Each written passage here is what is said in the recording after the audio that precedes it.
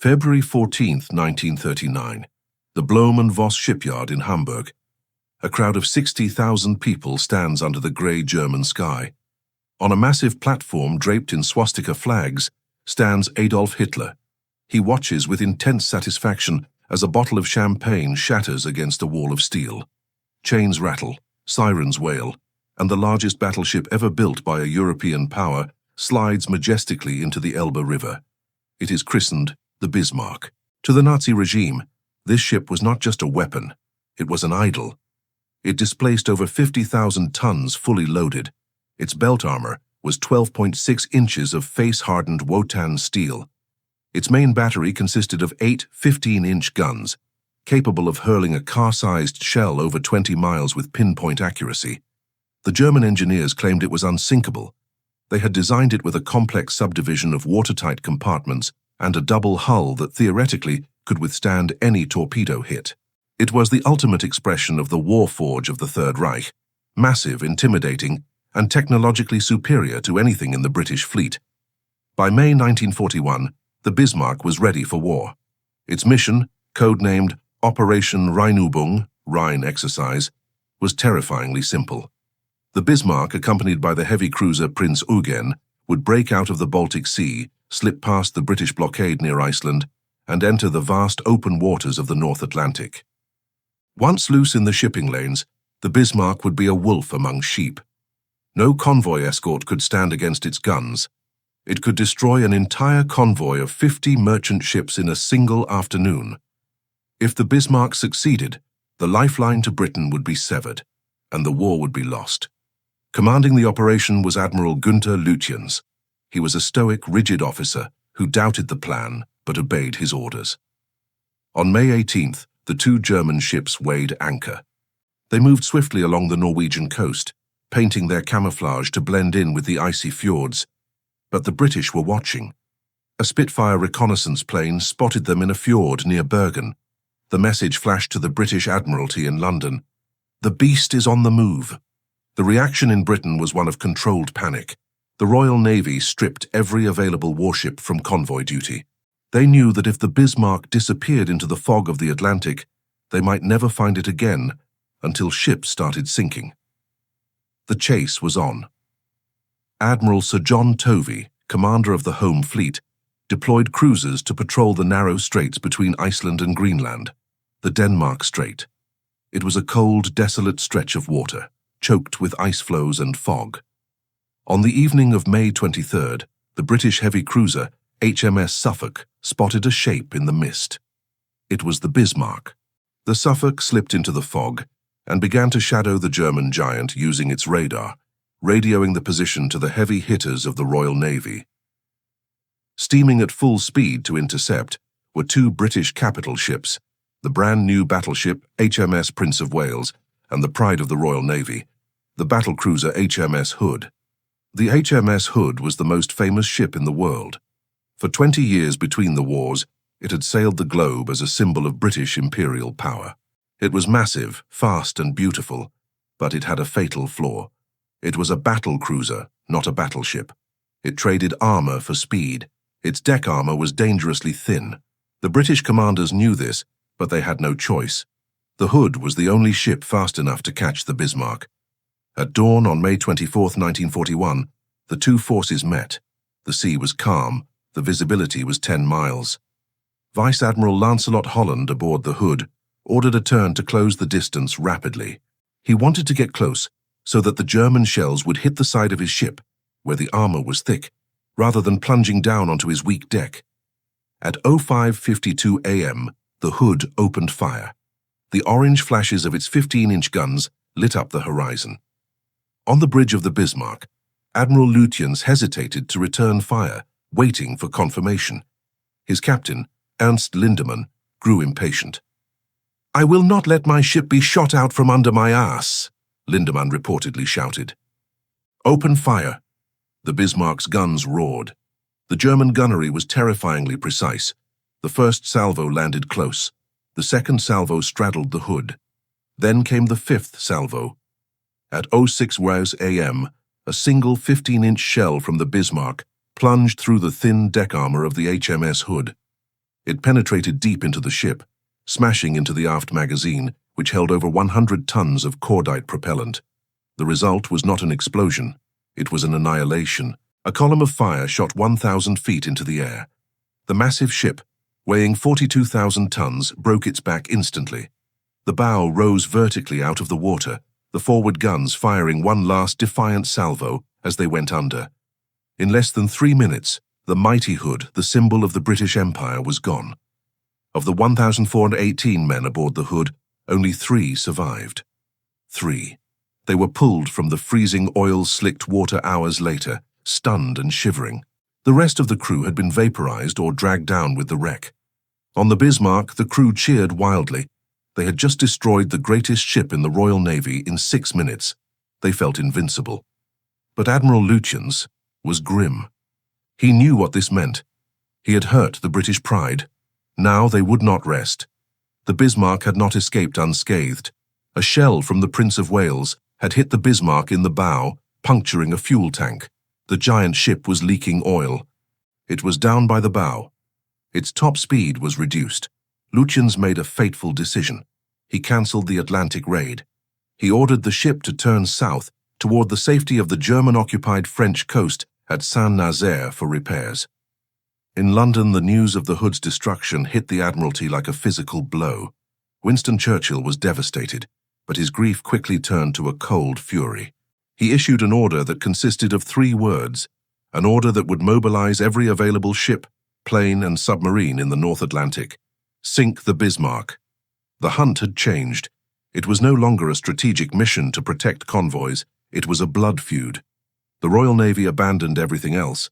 Battleships left convoys unprotected. Aircraft carriers turned around.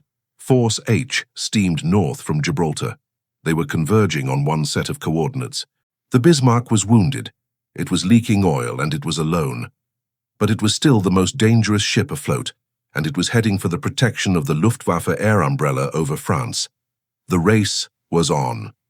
The euphoria on the bridge of the Bismarck faded quickly. As the smoke from the burning HMS Hood cleared on the horizon, Admiral Günther Lutyens faced a new reality. He had won the duel, but he had been wounded. The shell from the Prince of Wales had severed a fuel line in the forward section. 2,000 tons of fuel oil were inaccessible, trapped in the contaminated tanks or leaking into the sea. The Bismarck was leaving a telltale slick of oil in its wake, and it was down by the bow by 3 degrees. Lutyens realized that the Atlantic raid was over before it had truly begun. He could not stay at sea. He had to reach the dry dock at Saint-Nazaire in occupied France for repairs. But getting there meant running a gauntlet of 600 miles through waters swarming with enraged British warships. Shadowing him, just on the edge of the horizon, were the heavy cruisers HMS Suffolk and HMS Norfolk. They were using their Type 284 radar to track the Bismarck through the fog. Lutyens knew they were there. His passive detection gear picked up the rhythmic pulse of the British radar beams. He felt like a prisoner in the open ocean, constantly watched by invisible electronic eyes. He ordered his ship to turn southeast, cranking the engines to 28 knots, trying to outrun his shadows. Back in London, the mood was frantic. The Admiralty knew that if the Bismarck escaped their radar net for even a few hours, it could vanish into the vastness of the Atlantic. And that is exactly what happened. In the early hours of May 25th, tired of being shadowed, Lutyens ordered a sudden, violent maneuver. The Bismarck turned a complete circle in the darkness, crossing its own wake.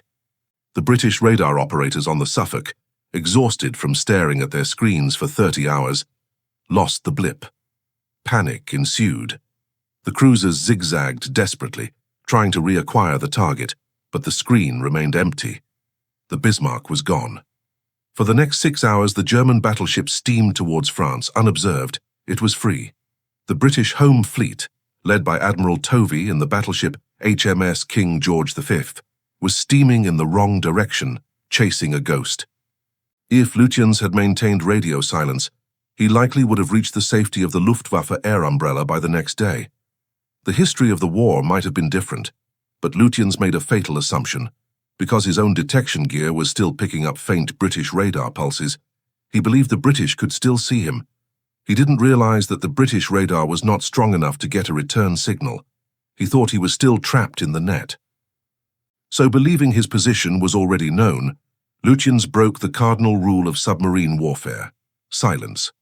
He sent a massive 30-minute radio message to Berlin detailing the sinking of the Hood, the damage to his ship, and his operational plans.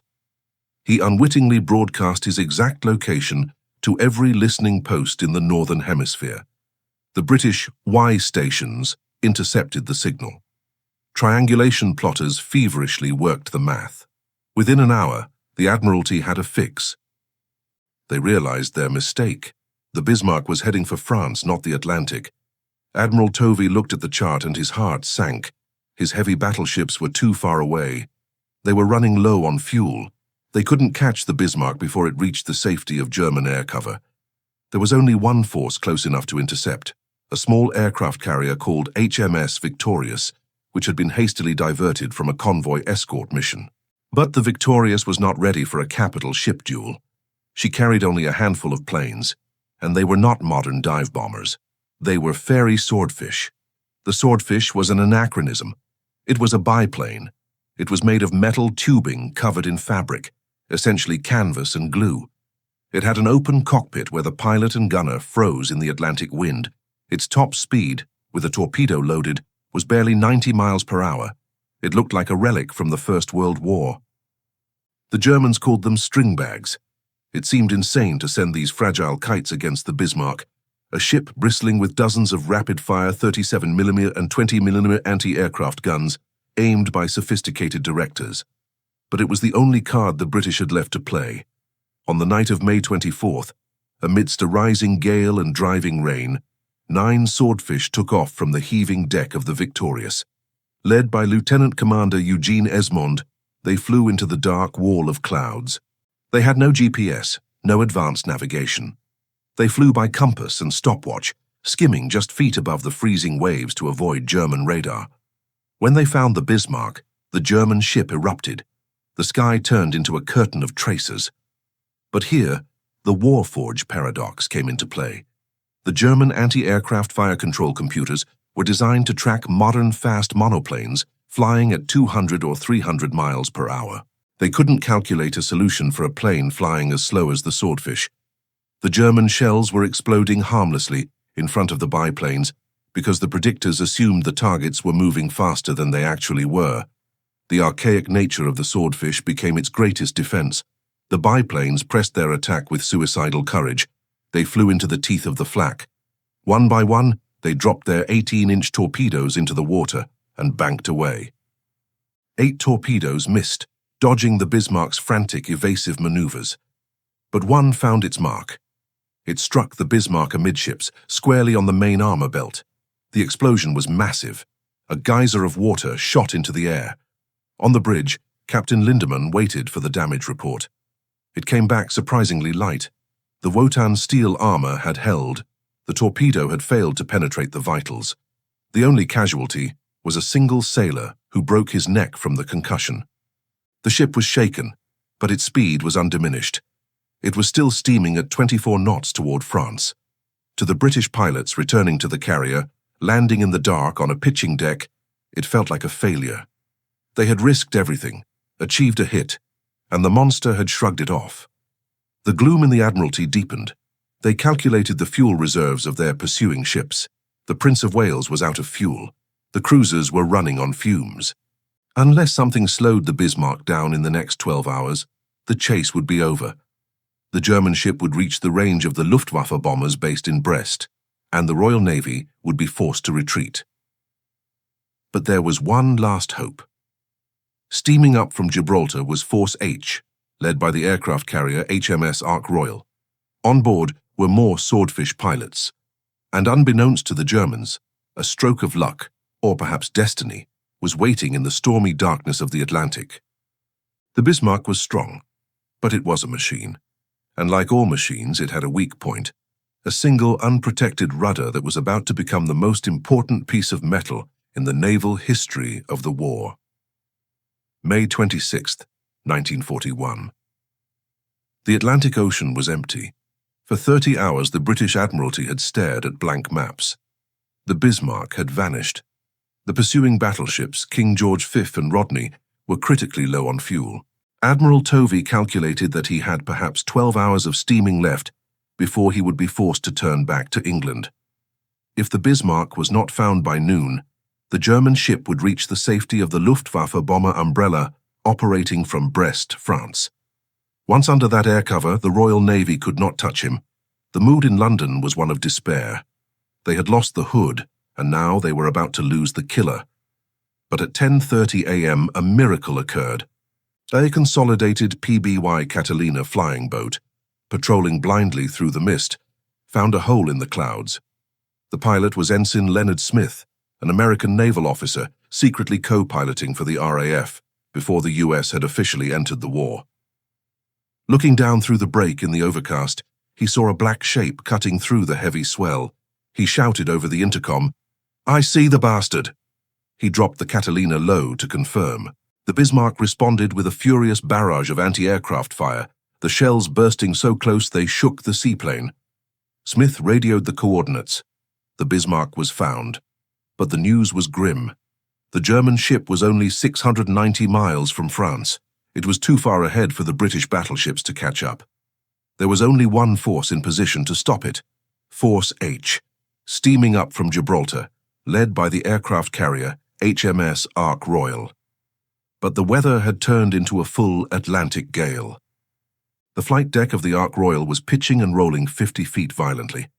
Launching aircraft in these conditions was suicidal. Nevertheless, Admiral James Somerville ordered the strike. 14 Swordfish torpedo bombers struggled into the air, fighting the headwinds. They flew on radar bearings toward the target. In the gloom, their radar picked up a ship. They dove through the clouds, lined up their attack runs, and dropped their torpedoes. It was a disaster. The ship they were attacking was not the Bismarck. It was the HMS Sheffield, a British cruiser that had been sent ahead to shadow the enemy. The pilots, blinded by rain and adrenaline, had attacked their own ship. On the bridge of the Sheffield, Captain Larkham watched the torpedo tracks approaching and ordered a violent turn. He watched as the torpedoes exploded prematurely or passed harmlessly astern. The magnetic detonators had failed. The Swordfish pilots, realizing their horrific mistake, radioed apologies and returned to the carrier in shame. It seemed that fate was protecting the Bismarck. Back on the Ark Royal, the ground crews worked feverishly to rearm the planes. They switched the faulty magnetic detonators for simple contact detonators, the kind that had to physically hit the ship to explode. By now it was evening. The sun was setting. The storm was getting worse. This was the last chance. If this strike failed, the Bismarck would be safe in France by morning. 15 Swordfish took off again. These were open cockpit biplanes flying into a hurricane.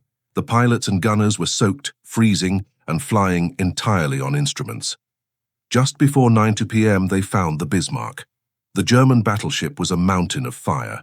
Every gun on the ship, from the massive 15-inch main batteries to the smallest machine guns, was firing at the slow-moving planes. The Germans were desperate. They fired into the water to create giant splash walls to knock the planes down. The Swordfish pilots, flying at wave-top height, pressed into the wall of steel.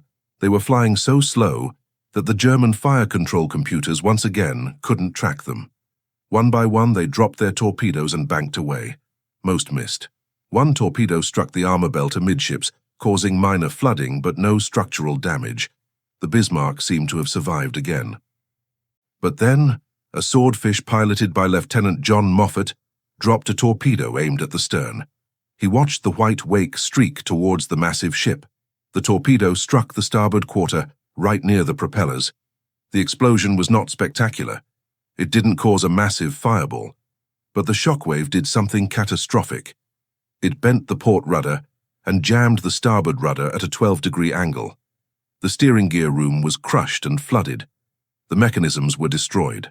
On the bridge, Captain Lindemann ordered a course correction. The ship didn't respond. He ordered engines to compensate. The ship began to turn slowly, inexorably, into the wind. It was turning in a large circle. A message came up from the engineering deck that chilled the blood of every officer on the bridge. Ship unable to maneuver. Rudder jammed.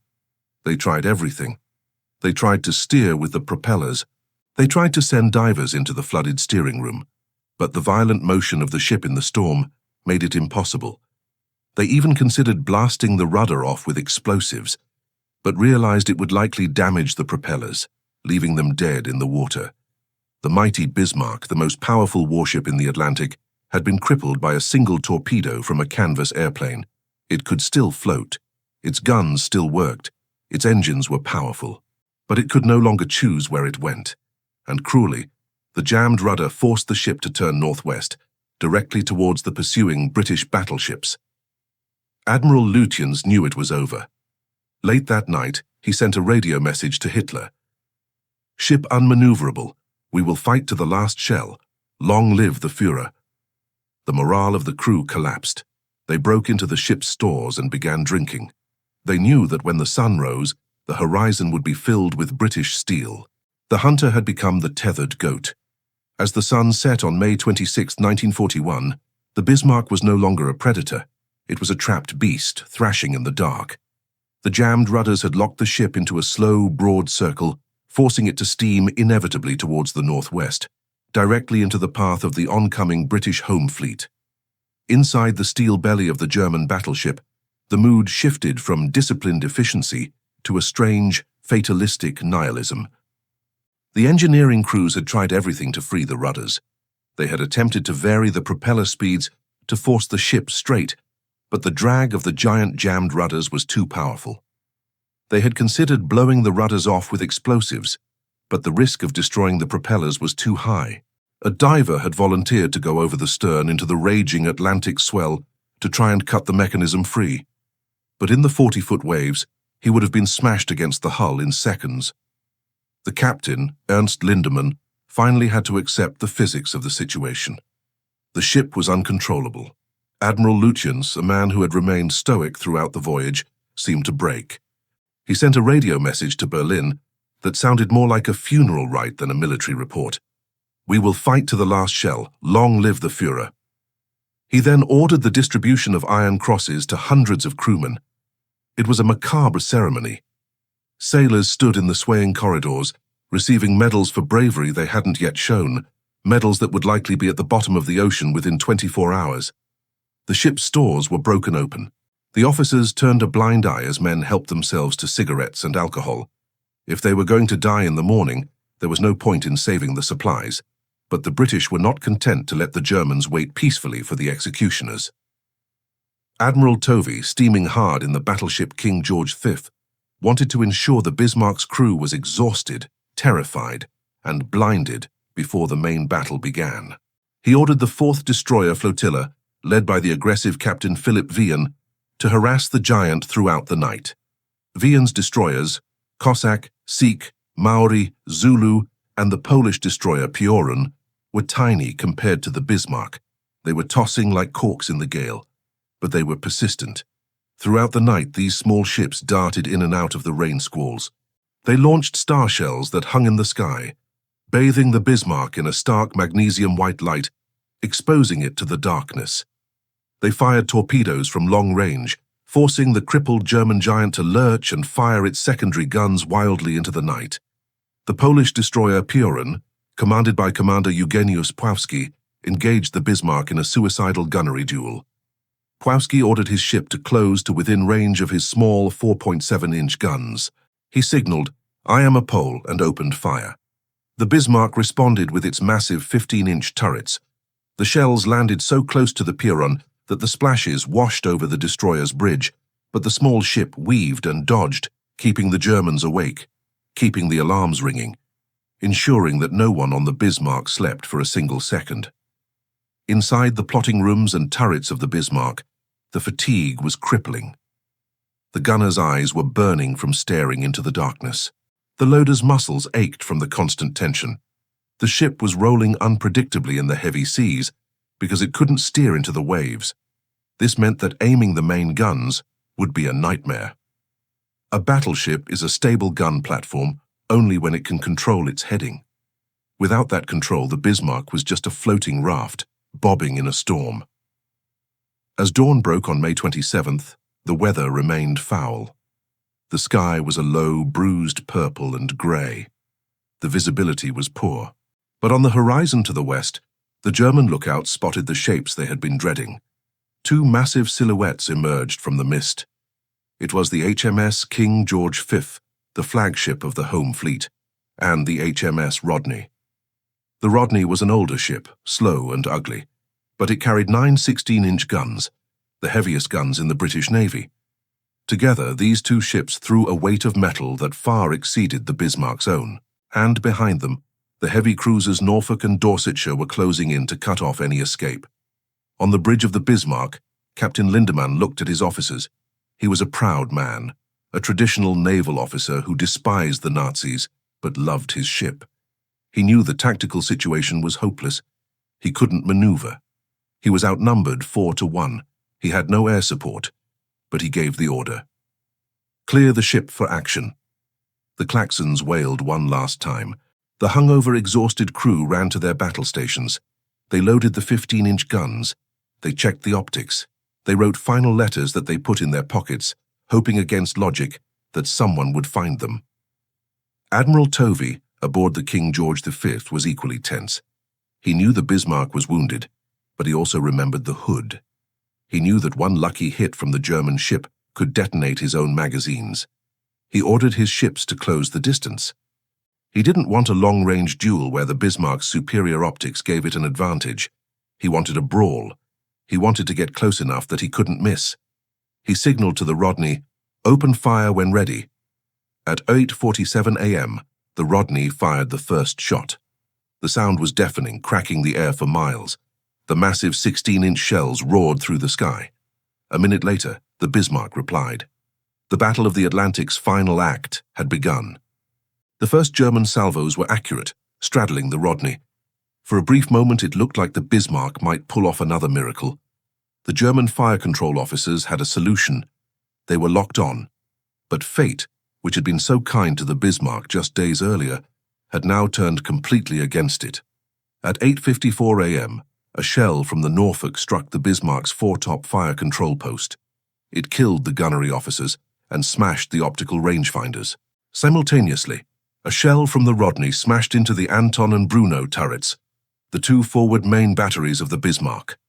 In a single instant, half of the Bismarck's offensive power was wiped out. But worse than the loss of the guns was the loss of the eyes. The ship was now blind. The rear gunnery officers tried to take control, but the communication lines were severed.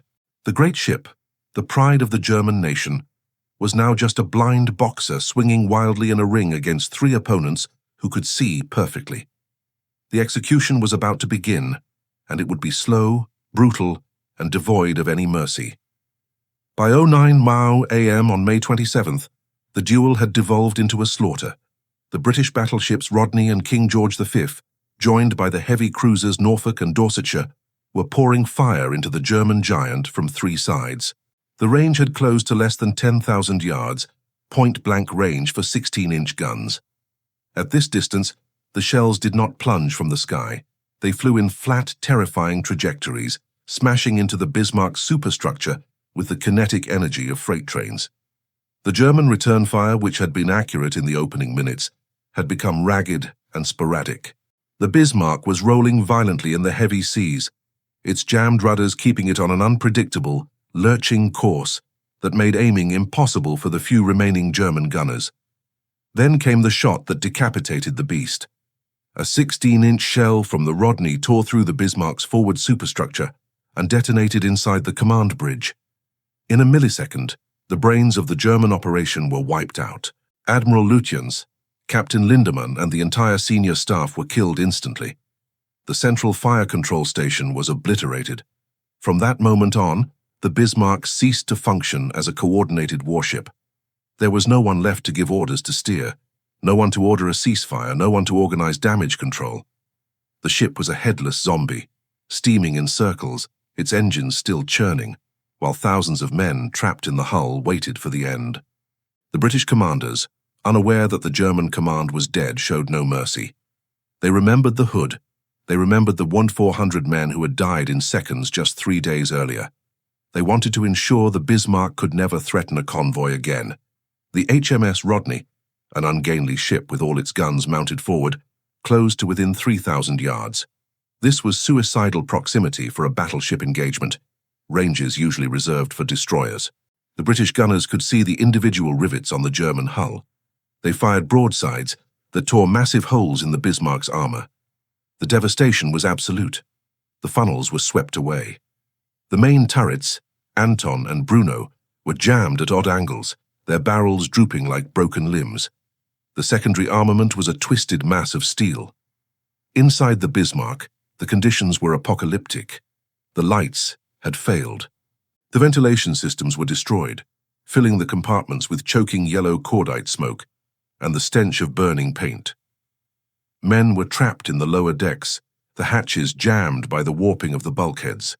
Above them, the continuous hammering of the British shells sounded like the world was ending. Every impact shook the ship to its keel, throwing men against steel walls. The screams of the wounded were drowned out by the roar of explosions. Yet, incredibly, the German flag still flew from the mainmast. Because the ship did not strike its colors, the British kept firing. By 10:01 a.m., the Bismarck was a wreck. It was a burning, smoking ruin drifting in the Atlantic swell. Not a single gun was firing back. It was listing heavily to port, wallowing low in the water. But it was not sinking. The German engineers had been right about one thing. The Bismarck's reserve buoyancy was extraordinary. The armored citadel remained intact, protecting the engine rooms and the magazines. The British had fired over 2,800 shells at the ship. They had turned the upper works into a sieve. They had killed hundreds of men on the decks, but they could not crack the hull. Admiral Tovey, aboard the King George V, faced a critical problem. He was winning the battle, but he was losing the logistical war. His battleships were critically low on fuel. If they stayed much longer, they would be stranded in the Atlantic, vulnerable to U-boats and the Luftwaffe. He couldn't afford to wait for the Bismarck to sink slowly. He needed it gone now. He ordered the Rodney to do something almost unheard of in battleship history: fire torpedoes. The massive battleship swung around and launched 2 torpedoes from its underwater tubes. One hit the Bismarck amidships. It exploded, but even this underwater hammer blow failed to send the German ship to the bottom. The Bismarck simply absorbed the punishment and stayed afloat, a stubborn island of burning steel. Frustrated and running on fumes, Tovey made the hard call. He ordered the battleships to cease fire and turn for home. He signaled the cruisers, "Sink her with torpedoes." As the mighty King George V and Rodney steamed away, their crews looked back at the pillar of smoke on the horizon. They felt a strange mixture of triumph and pity. They had destroyed the enemy, yet the enemy refused to die. The task of the executioner now fell to the heavy cruiser HMS Dorsetshire. On the Bismarck, the surviving officers below decks, the engineering staff who were still alive because the armor held, realized the situation was hopeless. The order was given to scuttle the ship. They set demolition charges in the engine room intakes. They opened the sea valves. They prepared to blow the bottom out of their own ship to prevent it from being captured. As the water rushed in, the men began to climb the ladders, fighting their way up through the smoke-filled labyrinth toward the daylight. They were leaving the safety of the armored citadel for the uncertainty of the freezing ocean. At 10:25 a.m., the Dorsetshire moved in for the kill. She fired 2 torpedoes into the starboard side, then circled around and fired a third into the port side. The fresh explosions finally broke the Bismarck's resistance. The great ship began to roll over. The stern dipped under the waves. The bow rose into the air, just as the hoods had done. Hundreds of German sailors scrambled over the hull, sliding down the barnacle-encrusted steel into the oil-slicked water. At 10:39 a.m., the Bismarck disappeared. The Atlantic Ocean closed over the pride of the Nazi fleet. Where a 50,000-ton fortress had stood a minute before, there was now only debris, oil, and hundreds of bobbing heads. The battle of the guns was over.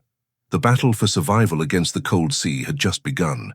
But even as the British ships moved in to rescue the survivors, one final twist of the warforge was about to play out, a false alarm that would doom hundreds of men to a watery grave. The silence that followed the sinking of the Bismarck was as deafening as the gunfire had been. The great guns of the Royal Navy were cold. The sea was littered with wreckage, life jackets, wooden planks, and patches of thick black oil. Bobbing in the swell were hundreds of German survivors, perhaps as many as 800 men, calling out for help. The British cruiser HMS Dorsetshire and the destroyer HMS Maori moved slowly into the debris field. They lowered ropes and scrambling nets. The British sailors who just minutes earlier had been trying to kill these men were now leaning over the rails, pulling the exhausted Germans from the freezing water. It was a moment of humanity amidst the carnage. But the mercy of the sea is fickle. As the rescue operation was underway, a lookout on the Dorsetshire spotted a suspicious shape in the water about 2 miles away. "Periscope!" he shouted. "U-boat!" The captain of the Dorsetshire didn't hesitate. He knew the area was infested with German submarines. To stop his ship to pick up survivors made him a sitting duck for a torpedo. He ordered full speed ahead. The ropes were cut. The nets were hauled up. The British ships accelerated away, leaving hundreds of screaming German sailors in the water behind them. It was a tragedy within a tragedy. There was no U-boat in the immediate vicinity at that exact moment, though U-74 was close by and would later rescue 3 men. The Periscope was likely a piece of wreckage, but the fear of the invisible wolves of the Atlantic doomed the survivors of the Bismarck. Of the crew of over 2,200 men, only 114 survived. The rest succumbed to hypothermia, drowning, or their wounds, watching the ships that could have saved them disappear over the horizon. In the decades that followed, a bitter controversy raged between British and German historians. The British claimed they had sunk the Bismarck with their gunfire and torpedoes. The German survivors claimed they had scuttled the ship, that they had opened the sea valves and blown the charges to prevent capture. They argued that the British shells had destroyed the superstructure but failed to penetrate the armored citadel.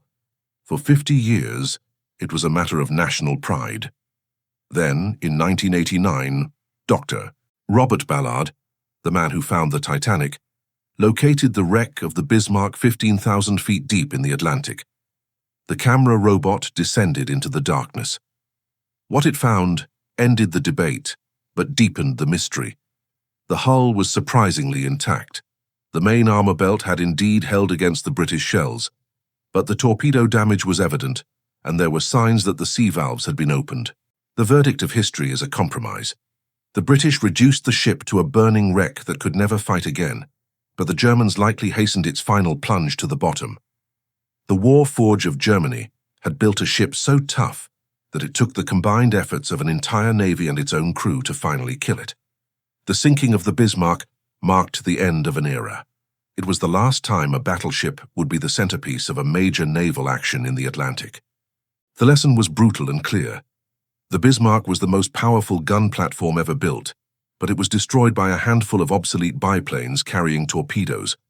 It proved that in modern war, air power was supreme. A ship without air cover, no matter how thick its armor or how big its guns, was just a target. Hitler lost faith in his surface navy. He ordered the remaining heavy ships, the Tirpitz, Scharnhorst and Gneisenau, to hide in the fjords of Norway or stay in port. They became a fleet in being, a threat that tied down British resources but rarely ventured out to fight. The warforge of the Third Reich shifted its resources to U-boats, V-2 rockets and jet fighters. The dream of challenging Britain on the high seas with battleships died with Admiral Lutyens. The hunt for the Bismarck remains one of the most compelling stories of World War II because it had the structure of a Greek tragedy. It had the hubris of the launch, the shock of the Hood, the turn of fate with the jammed rudder, and the final inevitable destruction. It demonstrated that even the most perfect machine is vulnerable to luck, to weather, and to the sheer, overwhelming numbers of an enemy determined to destroy it.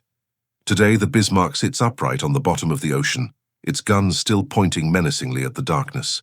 It is a tomb for 2,000 men, and a monument to a terrifying, beautiful, and ultimately futile philosophy of war. The giant fell, not to another giant, but to a swarm.